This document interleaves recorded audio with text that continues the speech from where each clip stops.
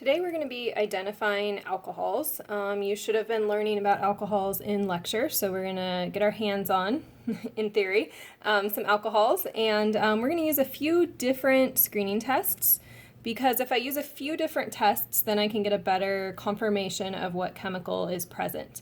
So for example, like in a health setting, they might use a urine test and a blood test to check each other. So we're going to do today a solubility test for alcohols.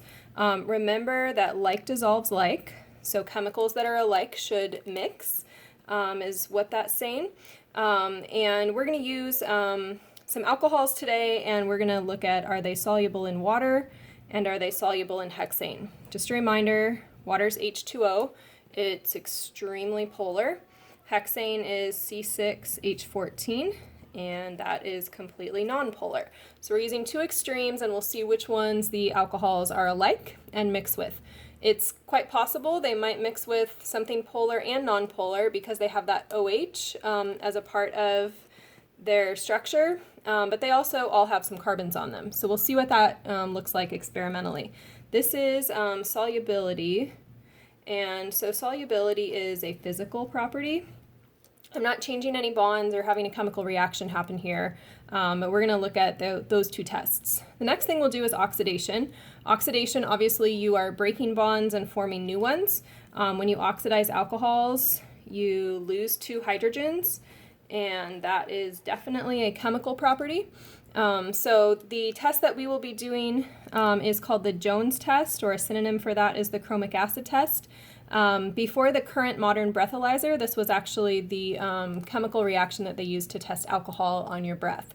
So if there was alcohol, then the color would change. Finally, there's another chemical property we could test, and that's forming esters, but this is all tied to smell, so we're going to go ahead and skip that today. And at the end of the day, you should be able to answer the question, what is the identity of an unknown alcohol?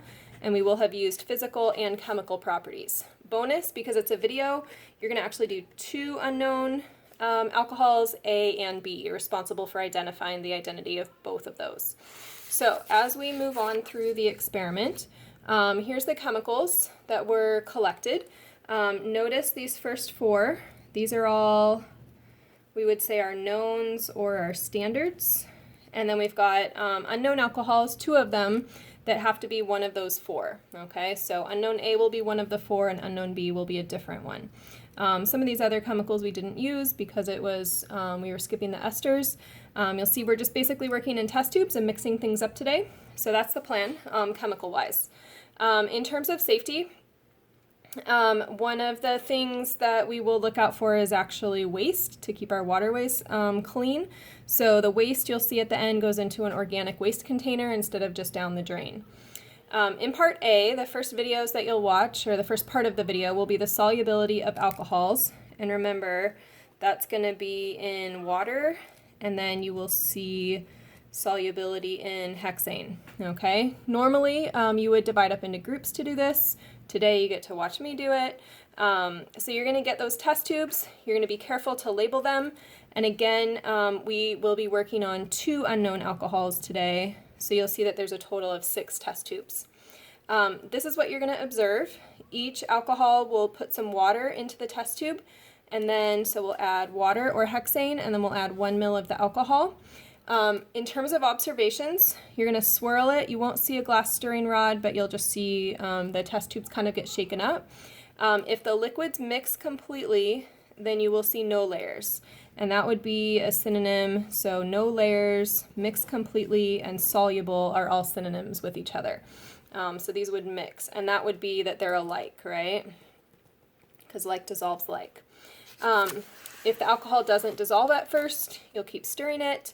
Now, if you see 2 liquid layers, so if you see 2 layers, then that would be a synonym for insoluble or not mixing. So those are synonyms for each other. I don't think you're going to see any of this cloudy that doesn't clear today, but do look for those layers. Pause and look at the videos if you need to, okay? You won't see this today, but all of these test tubes get dumped into organic waste containers. You wash the test tubes out. all that work has been done for you, so you just want to observe 6 test tubes mixing with water and 6 mixing with hexane. That will take us on to part B. So in part B, you're going to watch oxidation of the alcohols with Jones test. And again, Jones test and chromic acid test are synonyms for each other. So chromic acid can be reduced. And because it can be reduced, then the alcohols can be oxidized. So that's what you're going to be looking for. You'll see some drops of acetone, some drops of alcohol, and then drops of chromic acid. A positive test is when the alcohol gets oxidized. And this says green or blue.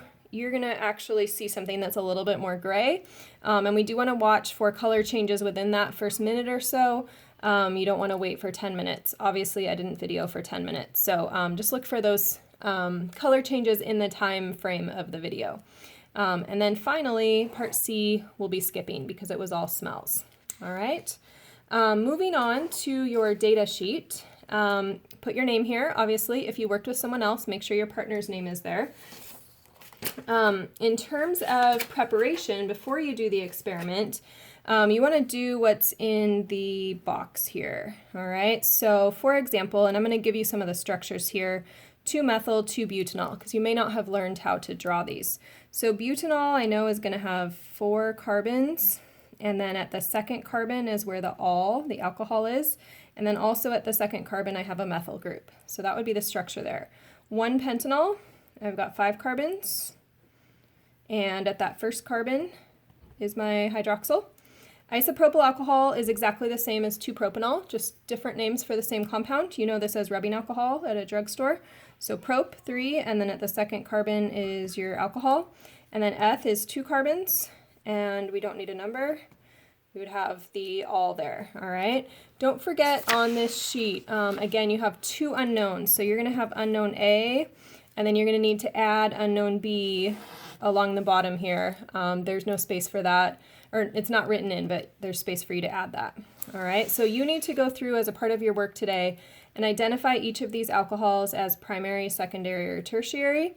You need to draw the expected oxidation product, and if it's no reaction, then you want to write no reaction down. Here's where your solubility test data goes. Again, be descriptive. Don't just say mixed, didn't mix, but explain if you see swirls or it got cloudy and then layers showed up. So make sure that you are descriptive as you write about your solubilities. And then finally for the Jones test here, chromic acid, you want to observe the colors. Look for, did it stay orange? That would be negative. Or look for, did it turn kind of that grayish blue color? Don't just write positive or negative. Write down what your observations were as well. How fast did it happen? What did you see? So that will be your raw data. On the next page, you see part C across the top here, and we're not doing any of that. And then finally in the discussion here, you're going to answer the question, what is the identity? Okay, so like we normally write, make sure that you make your claim. Okay, unknown A is 2-methyl, 2-butanol. Okay, so give your claim and then give your evidence. Those are your supporting details, right? If it was an English class, and you want to make sure that you cite specific details. So you want to talk about the solubility in water. You want to talk about the solubility in hexane. You want to talk about the oxidation, and you want to compare your 2 substances. In addition, there may be a little bit of ambiguity as you work on your observations today, and so I added the smells at the end, which is a very good thing to do in the kitchen, in the lab. Smell things and see if they smell alike or different or off. So you're going to write a claim, what alcohol it is, and then tell me why, compare the 2, and then you'll do B in the same exact way. There's only space for 1 here, so if you'd prefer, instead of writing on this page, you could just add a replacement sheet for page 66 and just write it on your own paper. So have some fun watching the videos. They're very gripping. And then bring any questions you have to your instructor and write this up and submit it by the deadline that you've been given. Thank you.